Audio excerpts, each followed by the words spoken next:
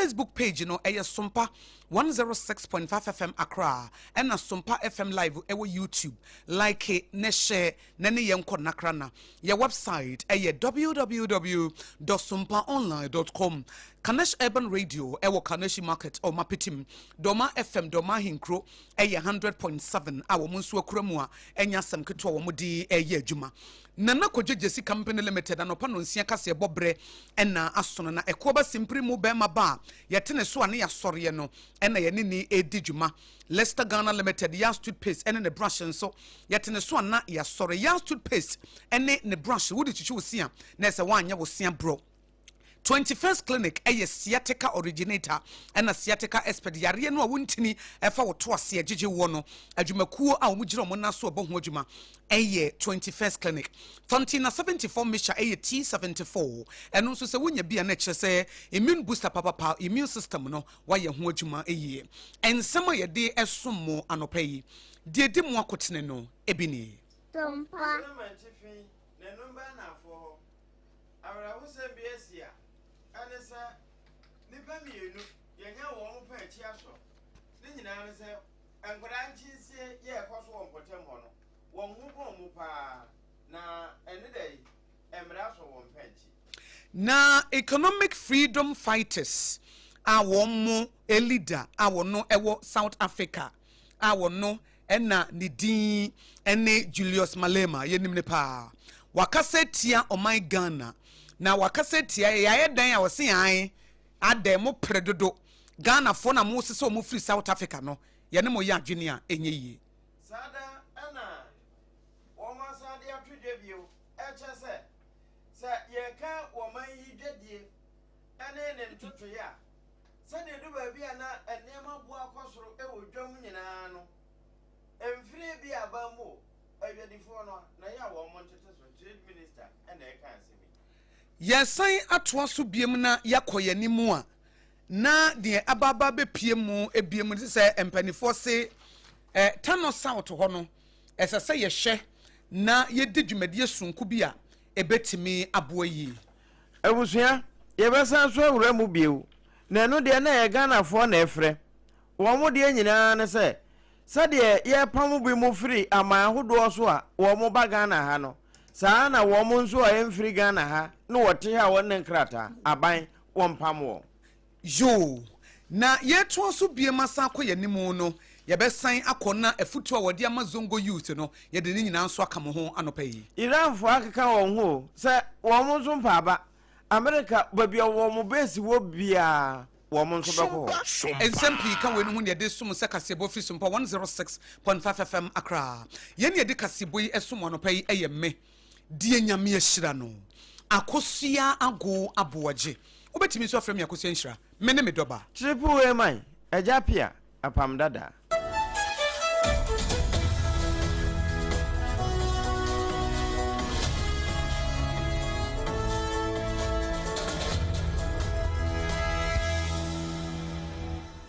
afe jeje na yiwa somti asam no bi kura san na wadru nyuma so wa adwuma mu nso a wo ye adwuma nyina no na wo de no e ka ho hye SOMPA ekoba jesi sempremo kasebo anopa de no nipa baanu yenya wo mpa achi aso saa nipa nchinsie dwumade a ya ekoso etoda ye hwebi ewo sinimu no wo mo de aduru physical de abamayi mu na srementifi na number South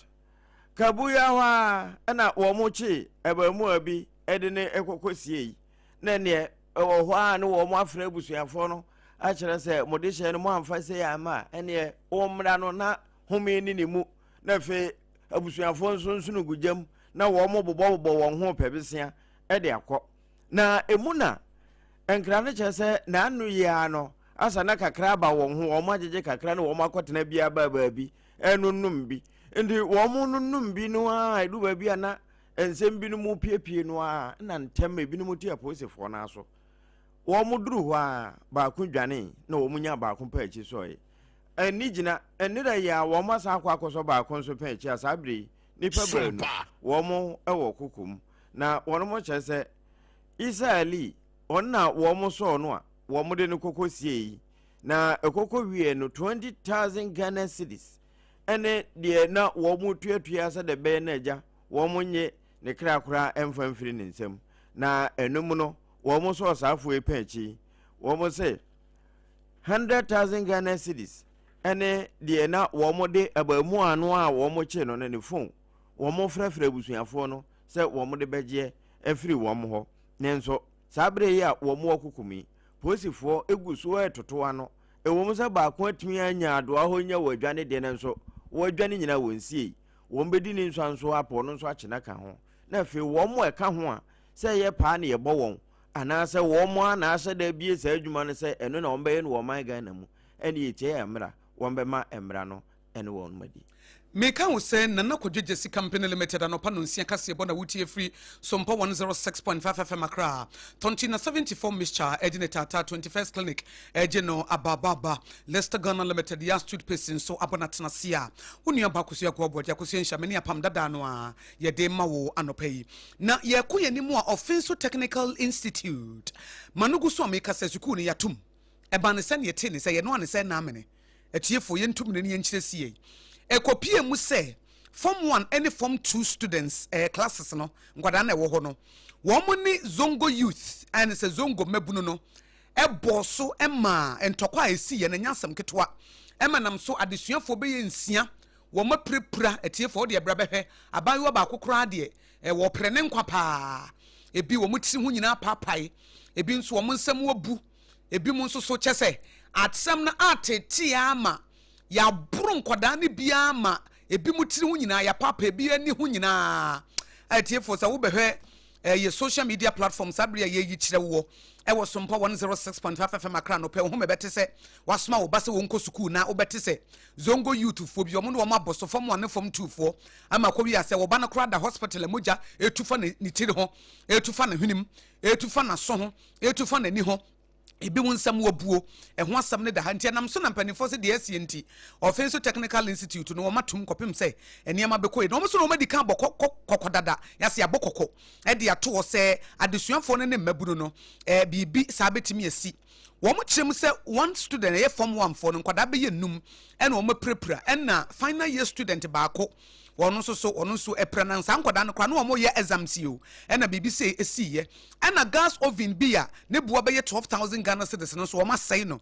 motorbikes ahodo kyese japade bebre e na ato apen wo mokọ boys e na girls dormitory ho e kwese niam bebre niam asai no empanifo obu hu akonta e be fit 250,000 Ghana cedis e be si 30,000 Ghana cedis empanifo se animu ya no munya nchi obi a na mo police fo akọ Offensive Technical Institute ho mo kwakwhye ama bamba ho nsam agina asam no wo muguso a eye nhwehwemu ye nsentro ni ba wo beidu asantemantem asam de asapro ne mpontre nso wo de asam yechi ene de ebefiri mo ababia na tiefo mo tie SOMPA ye nyimoso emfirim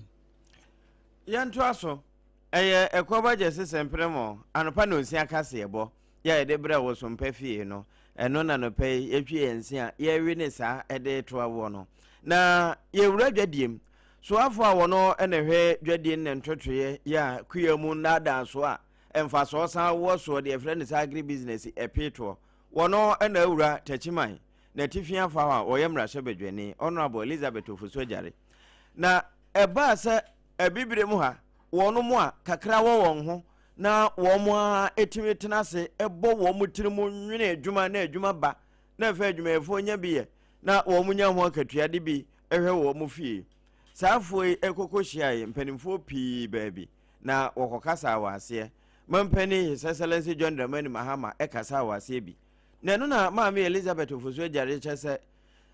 wo mo kasa bia obo se mpanimfo ni gina no wo mo akire abana ya de muti amommo na baso emfa mayen sabere no esi wo so no e na ehyiehia wo mo didi wo mo ho nkomo nanso wo mo e wo fom pa no sa nkomo yi sanya SOMPA na beka ne kase so a enya de wo no motibie ne se hunti ya se wo mo ho sanfa so na wo mo ma enso fomfo no so se ya toto petrol mu ana ya tete so wo mo nso tete ka sika so na timamufo hu emfa so e wo so enema bo no se wo mo kofa na mfa so ba so ma won a wo mo tete so na afoforo nso nya bi. Your Excellency, under your visionary leadership, you have made it clear that Ghana's transformation will not come from exporting raw materials and importing finished goods at higher cost. Your administration has backed that conviction with action through bold initiatives such as Feed the Industry program, which directly connects agricultural production to industrial demand, ensuring that factories have reliable local raw materials rather than turning to costly imports. These deliberate policy choices are already beginning to shift the structure of our economy, and my ministry is proud to be at the center of their implementation. Mama Elizabeth Ofosua jare no je wo ka say kwa wi o te say wo factories na ebi just factories no mu de wo hia enti entrepreneur afo ye be busa wo mo na da chen kase ye de atoa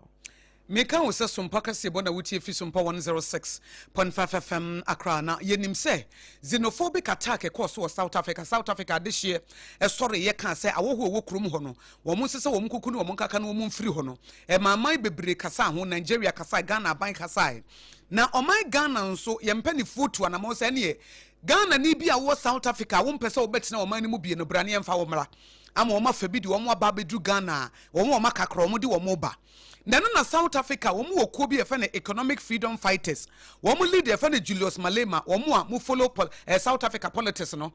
free wakasa pa na wo ye youth leader wadi mabunanim free tete Nelson Mandela breso freedom fighters de no gina mu dendendende wo no kra na bi susu se enya hante ankasa break kra nko ye mampanyini na nsu jani ade ka ho bi nti na wo gina ba bia wo gina no e se wo no wo kana dwene etra bi quote because mabunu mu nsore munya tuturo asam ne ade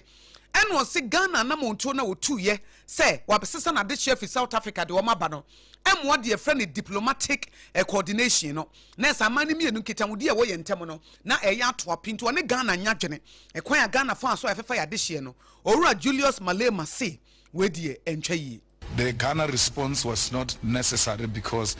it now creates an impression that we are all like that, when it is certain section of our society that needs to be contained by law enforcement. And one Ghanaian lady was saying, you see, the problem is, and I wouldn't have taken this option. The problem is we're being beaten in front of the police and the police are not doing anything. That's the problem. And when this opportunity came for me to leave, I left because if the police can't defend me, it means the state is in agreement with the people who are beating me. So we think it was too quick. We'll still resolve this, and President of Ghana should have given us, some time to really deal with this matter, and we'll get to the bottom of it. Enti die Julius Malema kan se sanka Ghana banyo mo ho abotre wote ase se police fo nim ne ye bome na chese de police fo de tememufo ye ne civilians ne ye no mopene so eti no de wogiri se ntwe ne mo wono no susu se na sanka Ghana ban enya abotre na wo mo hwede fo no asa ma South Africa fo ko masa agidimbo ne mo evi se Ghana fo be ye 300 ne asesa wo mo ede wo mo aba we ye economic freedom fighters leader Julius Malema wona ache na adwene ede afọ man Ghana ya na moto a yetu a yasese ya de hye a free South Africa enna mpeni se boni kan yenhu age boni chire nanso we nyina freedom fighters wo mo nkoso am fight na ekoso ya ya de Ghana fo be sa hasan ba ye bi no busa na ye de wo mo aba no nwuma hasan wo ho ene ye ho ade nyina no de wo mo ye wo ho no wo mo de ba ha na ye yire ye ho site bia 24 hour economy na asan ba be kan ho na Ghana fo e wo ha se sa na ekoso na anu ya Cambodia fo nso ka bi se wo mo e wo ho nyina nso nko wo mu krom ene ye ho ade a ene ye Ghana ha nso no mampani ne mpanim fo nso de wo mo nso e wo ha na wo nya Ghana ade hye no wo mo di mfaso wo mayi mu na mpo wo mo sanso bu ye mfaso mfa ye mra nya adwuma safo no so nyina wonka wonto e ma wo mo nko na we wo mo wa santima mu na ni ba abedu edi sankomo yi marawa na de country bi ye no eno so nkyerɛ sɛ no so na ye nso yenyi bi ka se ye ya emwa ede ntokwa na eba Africa ye nyina nso Africa ye ba ako na de obi ye no nkyerɛ sɛ ye nso yenyi bi ka se ye nso ye ne hwe companies e wo Ghana ha ze wo hwe China fo mo ha companies o ma bi bi se China mo ne ade nyina no Ghana fo ya no ma fo mo a ye adwuma South Africa fo ye adwuma wo ha se no bi se minimum kra DSTV o mo ne control DSTV o Ghana ha se no edi se wo ba ye adwuma ha se no na o man Ghana ye so ye jama mo ye na emu so ya de se o mo krom na se mo bo mo de ya ene aban no nye ho bibi na ye mo so emfiri ye man mu ne mo so enko de AKOSUA Africa ti South Africa ne ade ehi including Cambodia de AKOSUA ho no so ehi na ye hwe South Africa ye nyina nke ye hwe se nke be kan ho bom baako na so yentimi kan humom na ma mpapa mu ba mu di say the South Africa for ye no kamenu nko ade a me so mampanyi o menje de sintu wo Ghana ha isan say South Africa no for na hu se nkofo adwuma ye so ba Ghana atitu Ghana ha no ma South Africa for and a whole year mining or more movie business of baby no more movie titru and MTN DSTV South Africa for the handle so you can say a kind of hondia enti Ghana for so a one more santima mu no and e ka say e dey man panin sori na de hwe ti se aboso kan na busa say Ghana de share pa enyuma dodo na ye wo mo dia no e ye hwan ya jima me gift fianu mu na be twetwe wo mu ti wo mu aka nyina no oga what you want nkwa eno ho asem no meka wo se sompa kase bo na wutie fi sompa 106.5 FM akra nana kojejesi company limited ko ba simpri mu be maba wose na do apply wood ahodo building wire cement iron rods and roofing sheets na kachi na wobenya nana kojejesi company limited ni adansi hu niam nie ko ba simpri mu be maba ye tene so ane asɔre Ghana for mo nsɔre waka Ghana for mo wa mo no ne se wudu project am obi si wonsi dan ma waka che ne se won koto ne nyina emfiri ko ba simpri mu ho brane ntufo ko efa so si foundation ne moso wusiesie mu obekire calculate ni nyina ma wona so ne Yesu Kristo ya adwene sai wan na ebesi dan a won tena se mu hu akonta hwan na enye saaji so obu hu akonta hunu e ka wo bebo ansa na wa hye bibia se eno na ma wo hunu nti e ko ba simpri mu se bra na wo ma wo hunu de wo ba ye no ansa na wa hye ase fi se obi wo ye bibia no an se wo ye wonya calculative won calculate nti oduru mfimfi wan na ni so tan no ejubo se dan na oduru mfimfi pe na ni so tan no e ko ba simpri mu be ma ba se bra won bese woni so bebriu brane enye calculation ma afa en omega na wa hu na afi wabobo osika na wa ye krado na se wa ye ready so obesi dan na wa ye nkakra na awie mu yidie kama na free delivery so eye adwuma ko ba simpri mu be ma ba akra ni kumase obetimi afre 020 435540 020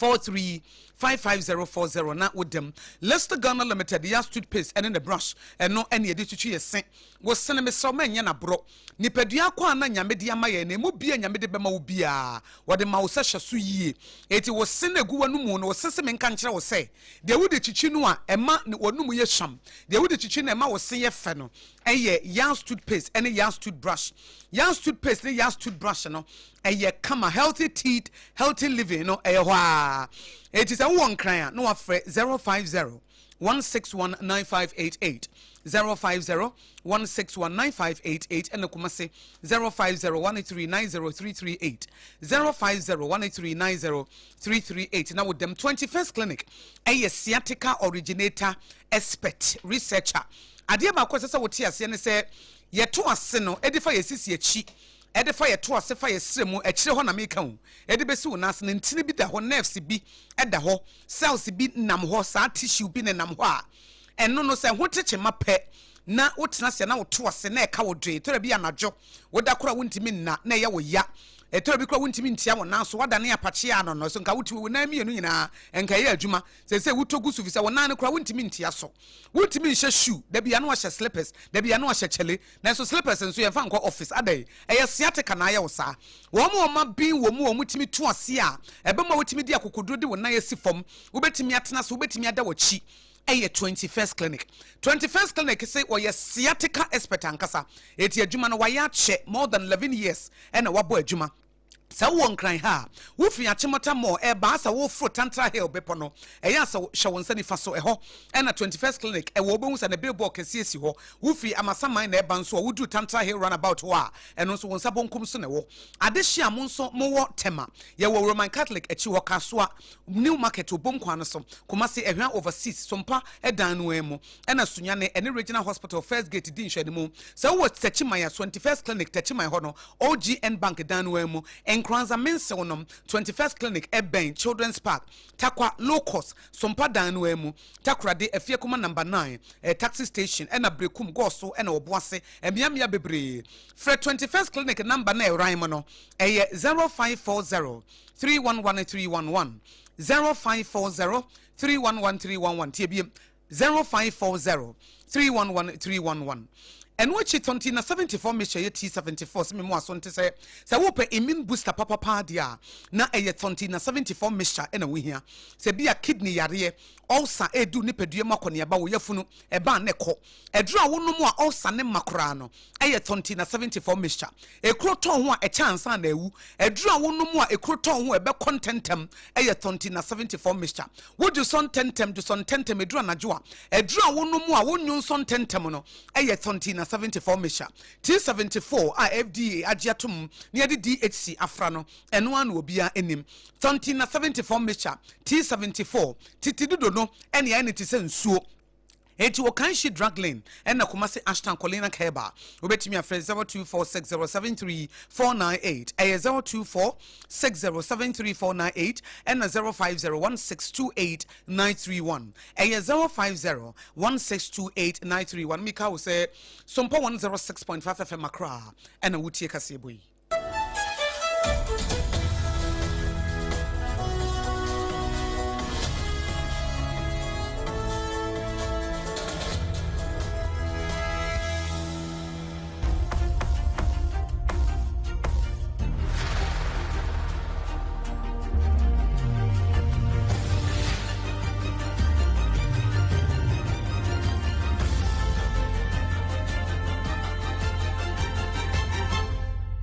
TV Emma Akatuapa. Eno kre Emma Akatuapa pampa na sade ya ye kanwo no. Bra no nyina emfa ho ne abrabom de yeye. Ya na wayiro ho no waye ne ye. Esanse uye na ye akono a enne ma obi nso ya na otiso na fe odi akire. Honorable Emmanuel Kwame Frempon. Tano anafo wona ye aban kra chepeni na wahye bobi. Nebo a wo hye nyina ne se abana wi ataso so wobeduma boa mampuntu emfa ho ne baabi ehye wobetwe na efe wode aba betoti mamufo na so pe ama wo mo nso anya ho mfifire no bi na wono manom ne se ho nti wo ho na wo ba na waba abrabo papa ye di asundwie ebebra man na wotim no no man ne didi mi a wonso wadi bi imam ene ebrefo na ko abare eye enko ketekete pa kila yesi edi akwa enko ketekete no to sa pa aha ayi nyamo a eye kukodumokom wa esiwa yeye TV ni etini edi abaha enano no ekasai o ma cha se musi o modana si jese edi rende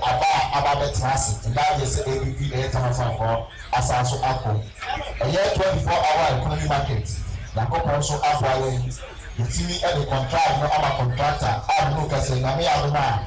efi ede akoko bonse ya shase a omu ebi wo ayi de kono akwachiri enti ona bodi nkomo we nyina na wo chese wo ma woku ansa homa ho no bia mfa saade hu so mfa so na wo mfa no ho nhyem se de be ya enkomfa nya no na woni Ebeneze wusu ansa yama ne boni di nkomo no wo dankremofo na ase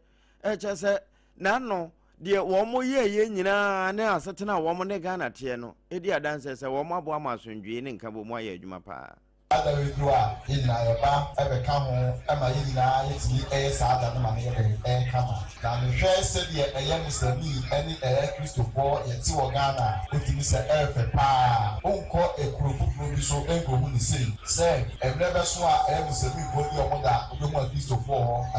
de be so a obi se omudi omoda obi hu muslimi fo e wo ho no ade aboa ama religious tolerance no etini AKOSUA Ghana ha who say eden tofa eden eba sa esumu yimu emi no say dey a editi mo TV so radio so eba nkronkro bi no enti chief imam ene mpanyimfo a wati edi sumu yanim a masumi etini ekoso Ghana ha nyina ene tansaka ho eno abankra chipania wo tana anafo a na hinkru no bechem ena no wo kase honorable Emmanuel Fremponwa na enese no wo kase Ghana se de muslimifo ne kristofo etie ya bosomfo nyina ka ho nanso ontie ntem ntokwa bia ebi kura afie wura somfo foro mu no ba bi wo mu ntimi sa Iran na America still wo mu ntam no entime nyoy enese America yese da bi wo beboa masundua ba nyina no Iran fo so wo mu ye mobura ya to bode abom se tie bia se wo mo bo America ni Israel fo ama wo mo ano na anya se prekos mo boya se tie bia wo mu nte ase enti wo mo asa akeka wo ho na no wo mo totopa ye bi ekọ Kuwait fo wo mo abobo ano pe adan wo mo America fo abo so na America fo nso se wo mo bom pempe ene wo mo hu se Iran fo na ye yira straight of home so no wo mo so mo ma bia mfa ho nanso da se bo a wo mbebo kwan ato ba bia kwan ni ama wiase ade hye nso a sese ye de ahokyere pefo ato wo mo ko mu no wo mo ho adwo wo mo nya ma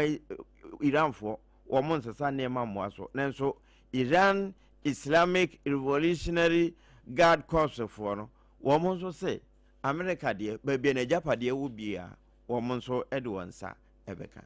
Kwantenti bia kopie kotie kasebo no wasi na ensem a yede esom anopa de makotiri bi ene se Offensive Technical Institute manuguso ameka sesuku ni yatum enam sakasaka bi ekoso adesuafo ensia ene zongo community a anam soma nkwadansia de wo mo eprepra na no abamu a wo mo chi no wosirement fi de si ya ewie ekopie na nanom anim nyina no yenya nipa baanu achi wo ehwemu okoso Ghana for no more South Africa yasese omo aba omo enimo ha no en economic freedom fighters omo panyi pa Julius Malema edi atudwa se wonyi ni se oman no ye yade esesenka ye twen kakra ya pre ye hododo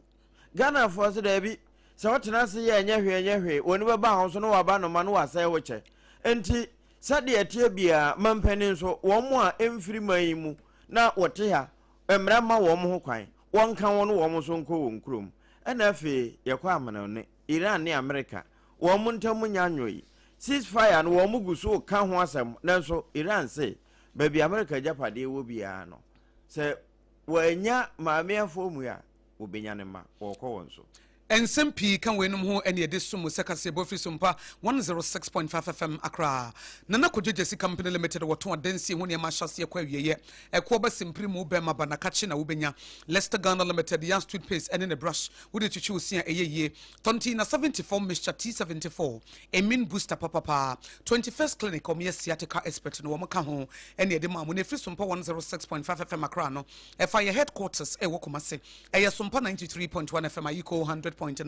Adam Fopa Radio ewo Paris France takwa SOMPA eye 101.1 Techman SOMPA ye 106.1 Sonya ne SOMPA ye 98.9 Enkranza SOMPA minso no ye 90.7 Doma FM Doma Hinkro eno so wo mo F 100.7 wo mo so ho Mankasim ye Kingdom 106.1 FM decoder so baby radio wona ye SOMPA FM ye Facebook page eye SOMPA 106.5 FM Accra wo like page no na wa share ena SOMPA FM live ye website ye www.sompaonline.com Kanesh Urban Radio so ewo Kanesh Market. Yeni ede kasebo yi esumo no pay eye me die nyame ehira no. AKOSUA ABOAGYE. Obetimi so afrem AKOSUA nhira. Me ne me doba. Trefu e mai. AGYA APPIAH APAM DADAA.